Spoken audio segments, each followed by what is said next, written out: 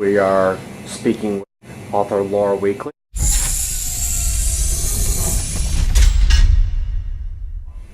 Isaac is emblematic of what Adonai wants from us in terms of our spirituality. Things happen in a certain time for a certain reason. I think that Adonai started showing me all these insights on Isaac because the world is now ready to delve further and deeper into who he was and to really examine the spirituality of the man.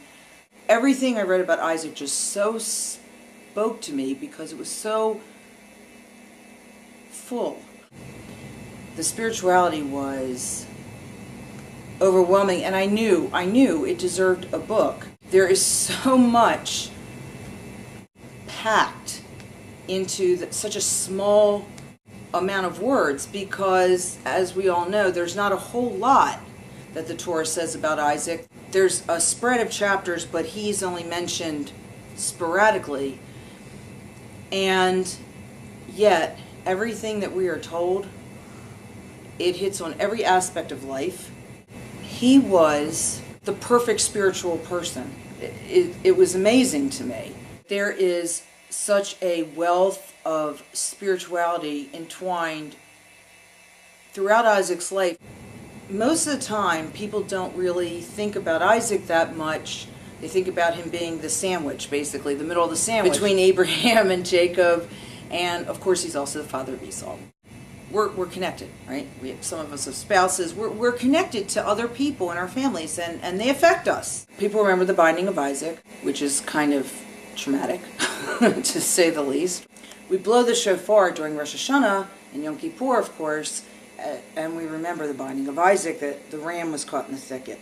Adonai gave us information about Isaac to teach us perfect spirituality. The more times I read and the more I studied, it just was so clear to me. It's time to take a closer look, I think. And that's why I believe Adonai was showing me all this wealth, such a wealth of spiritual information about Isaac. If the world's going to heal, and we need a lot of healing right now, we really need to be in touch with our spiritual side, which is our soul, of course. And our soul is a piece of God. We each have God inside of us. Isaac just exemplifies a spiritual person, that his life wasn't a breeze. Being spiritual, it's a journey. It isn't something that's easy to do, that you just go, okay, I'm spiritual. It doesn't work like that. It's an ongoing process all the time. And of course it's about connecting with God, with Adonai. Sometimes we don't feel so spiritual. Sometimes we let our problems overwhelm us. The focus for me really was on the water, the wells, and their motif throughout all of his life. Yes, wells are used as a motif throughout the Torah in different places, but they're not as proliferate in any one person's story as they are with Isaac, I don't think. When my eyes were open to that,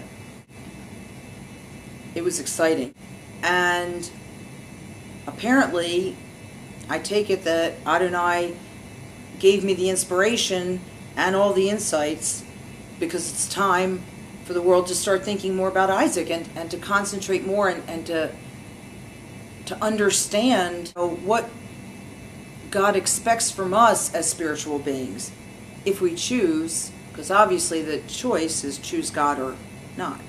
But for those of us who choose, we can learn so much through this man. This particular book on Isaac's spiritual journey isn't just about surviving a traumatic event, it's about his whole life and all the people that affect him, who he's related to, of course. Studying everything, I'm a student of life, but focused with the God focus, and I've always had that. I'm always teaching Torah. Doesn't matter what the subject is. My purpose is not to tell you what to think or to tell you what to do, tell you how to see Isaac, tell you how to be spiritual. I'm not like that in life, and I didn't write like that. It's more about taking what I give you and going further. God and I kept giving me so much information and insight into Isaac, and so I knew that it was for me to share and spark discussion and learning. And I've got some more coming out about all different aspects that the Torah teaches us about, because the Torah is the Etz Chaim, the tree of life. It teaches us about life.